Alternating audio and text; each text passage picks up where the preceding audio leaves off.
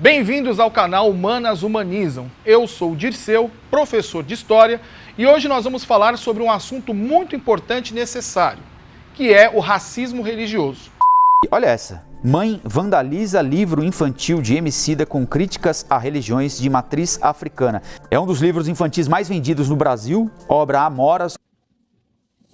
Sai fora daqui. Ah, Cris, vai tomar no seu velho. É pra isso aqui, intolerância religiosa, gente.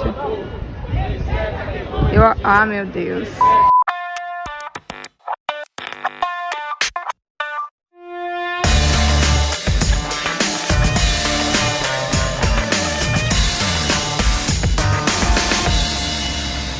Para entendermos como funciona o racismo, vamos ter como exemplo o vírus. O vírus da natureza, ele é descoberto através da ciência, através de pesquisas. E através dos estudos é entendido como funciona o vírus. O vírus ele surge, o vírus ele simplesmente se prolifera, ele se reproduz. E quando esse vírus ele é detectado e é feito uma vacina ou um remédio, um tratamento para ele, ele começa a fazer mutações, ele começa a criar outras variações de si mesmo.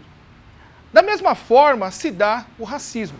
Assim como o vírus foi descoberto pela ciência, o racismo também foi detectado por meio da história, por meio da sociologia e da antropologia.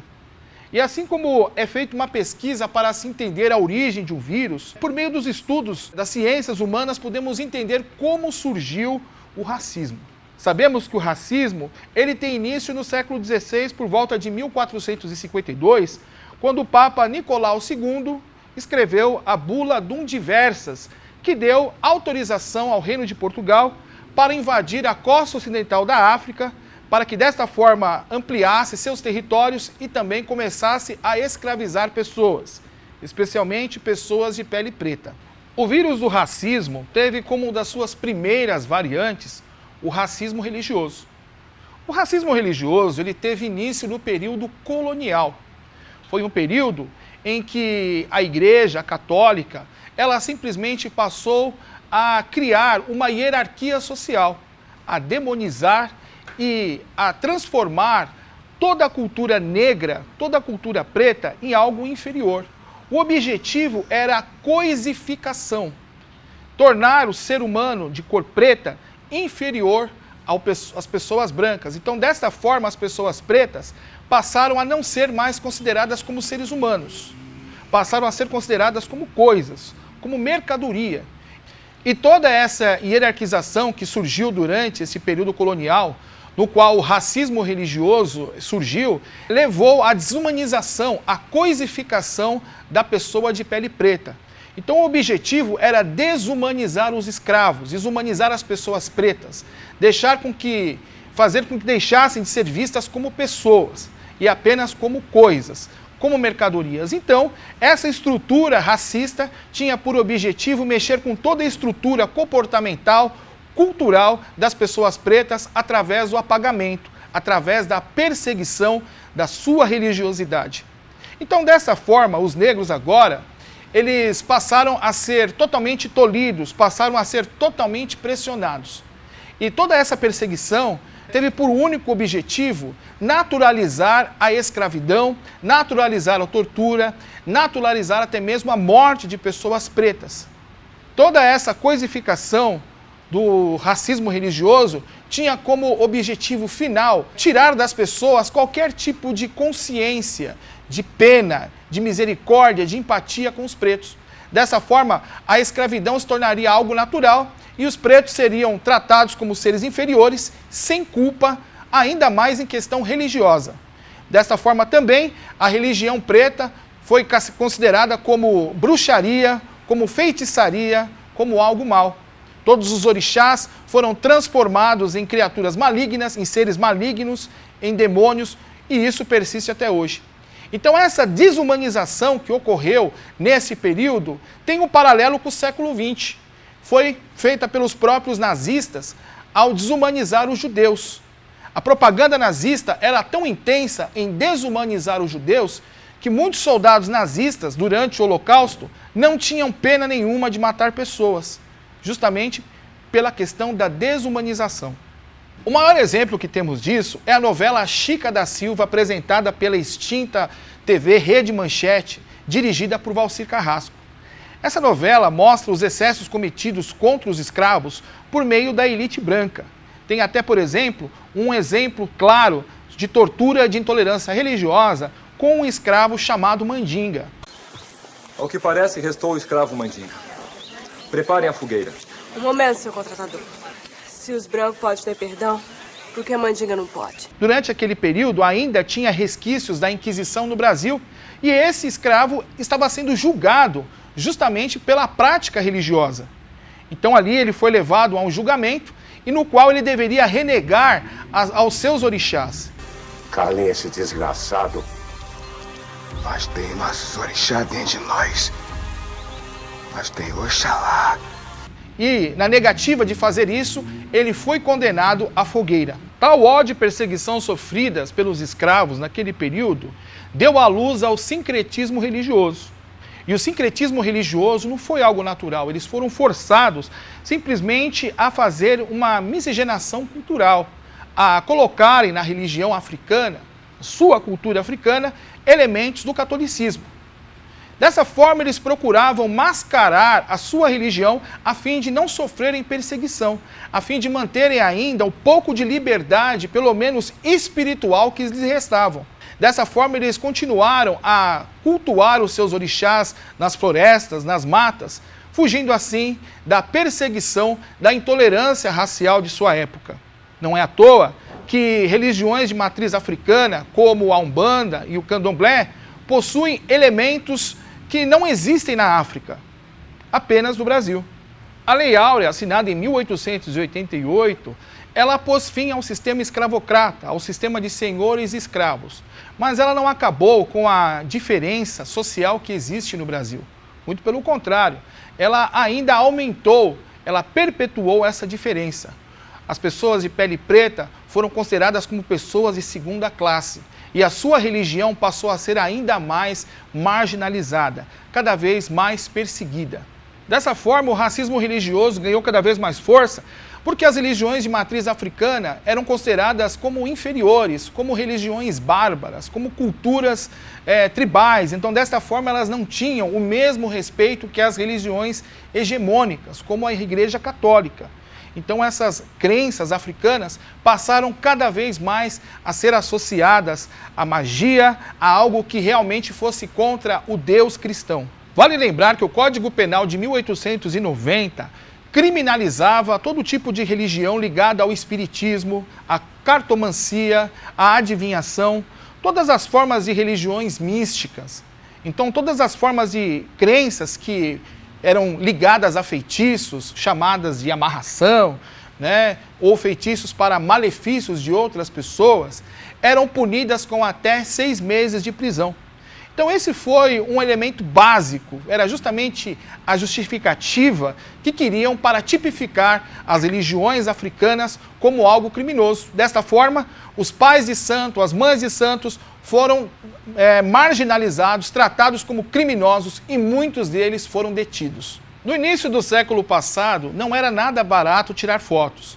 Mesmo assim, a imprensa não poupava recursos para fotografar todo tipo de batida que existia nos terreiros de Candomblé e nos terreiros de Umbanda. Então era muito comum nos jornais saírem fotos de pais de santo, de mães de santo, dos seus tambores, dos seus instrumentos religiosos, dos seus orixás, nos jornais. E o único objetivo era criar sensacionalismo.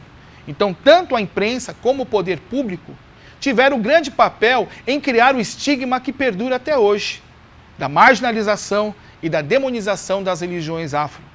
Dessa forma, criou-se a ideia de que todo homem preto, como eu, vestido de branco, é praticante de religião afro, ou chamado de macumbeiro.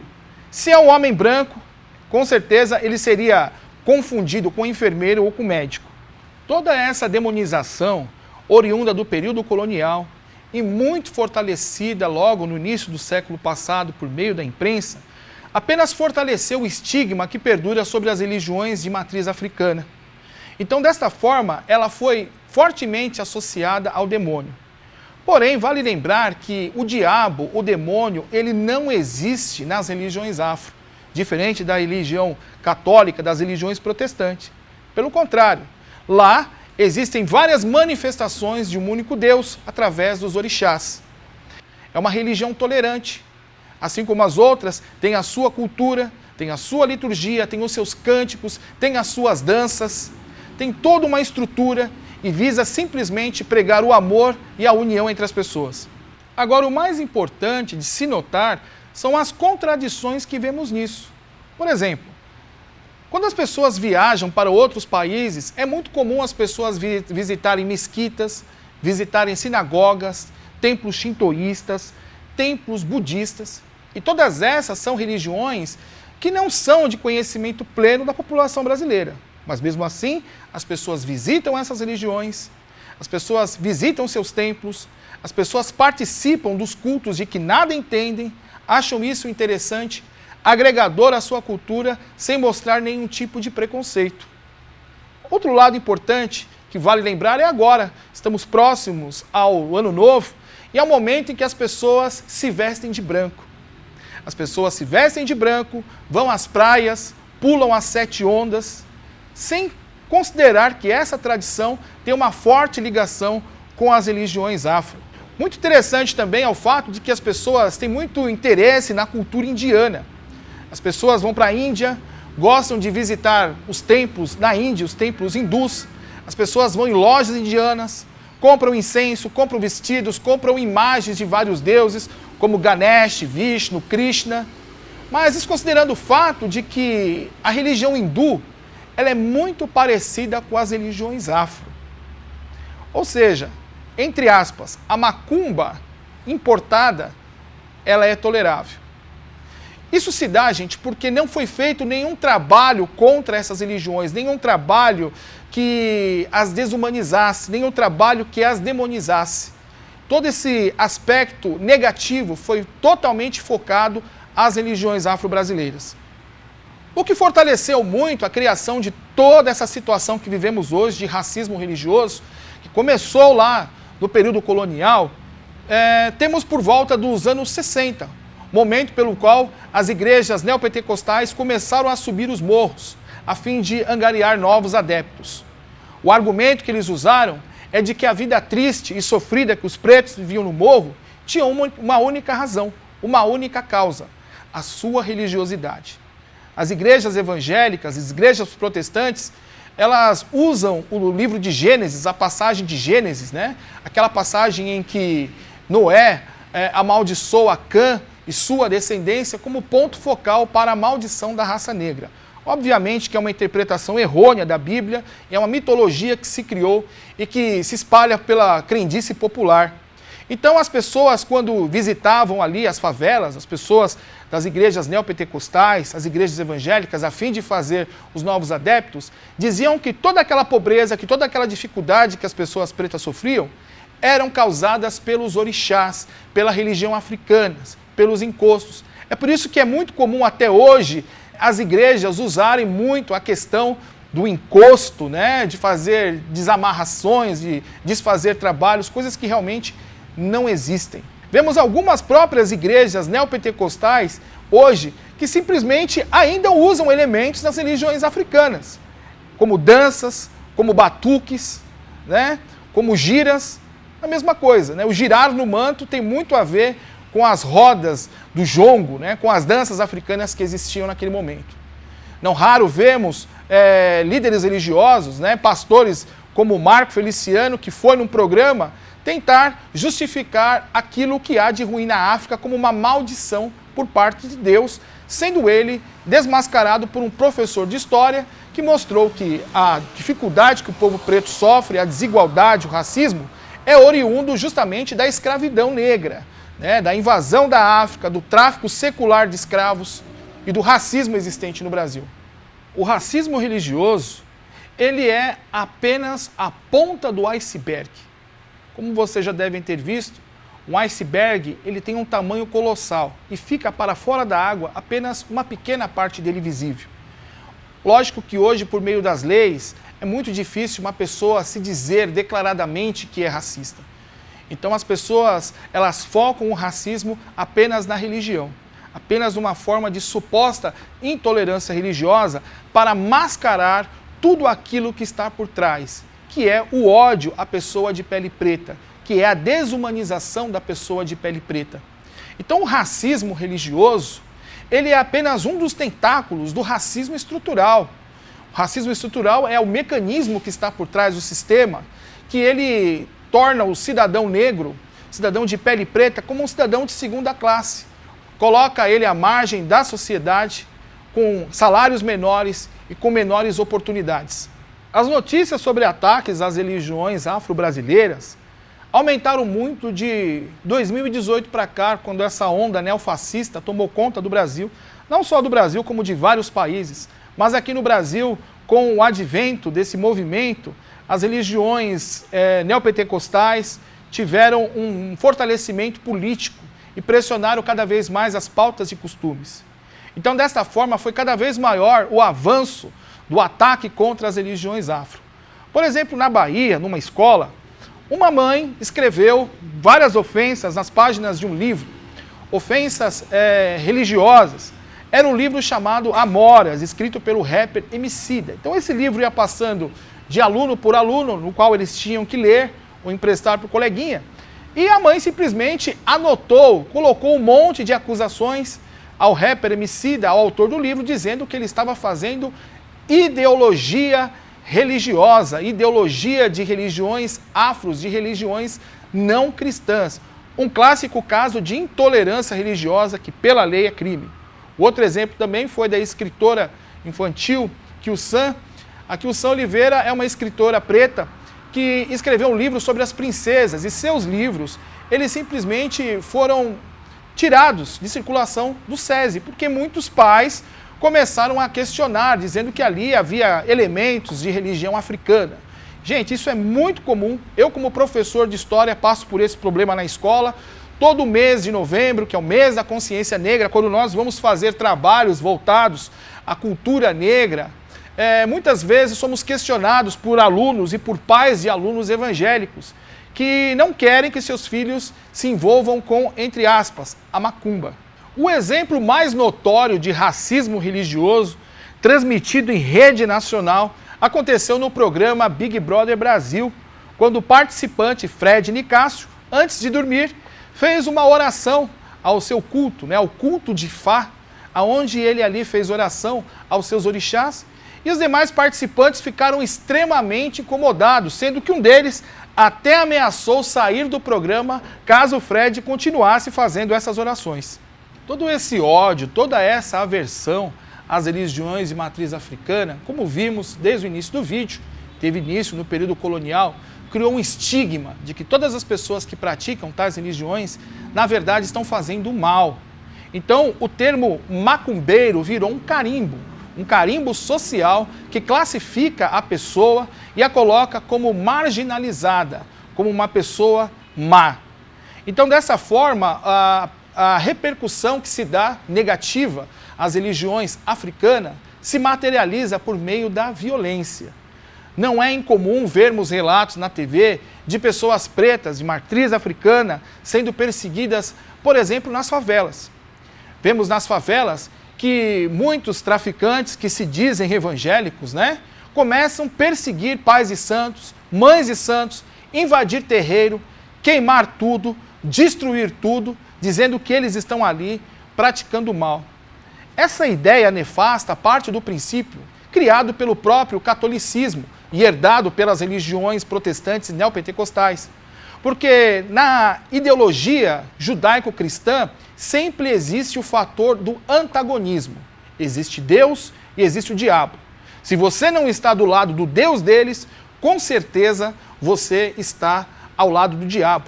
Então é necessário projetar o inimigo em outro. Essas religiões, elas não vivem sem o medo, sem a necessidade de culpar alguém, sem a necessidade do pecado, do perdão do pecado, sem a necessidade de encontrar o mal no outro. Mas não é só de notícias ruins que nós vamos falar também de notícias boas. Foi promulgado a partir do Ministério da Igualdade Racial que o dia 21 de março passou a ser declarado como Dia Nacional das Tradições de Matrizes e Raízes Africanas e Nações do Candomblé. Esse dia festivo e comemorativo tem um único objetivo: fomentar a discussão sobre o combate à intolerância religiosa, fomentar o debate sobre a cultura afro-brasileira, principalmente nas escolas, principalmente nas bases educacionais, a fim de que a luta contra o racismo religioso comece nas bases, comece por baixo, através da educação.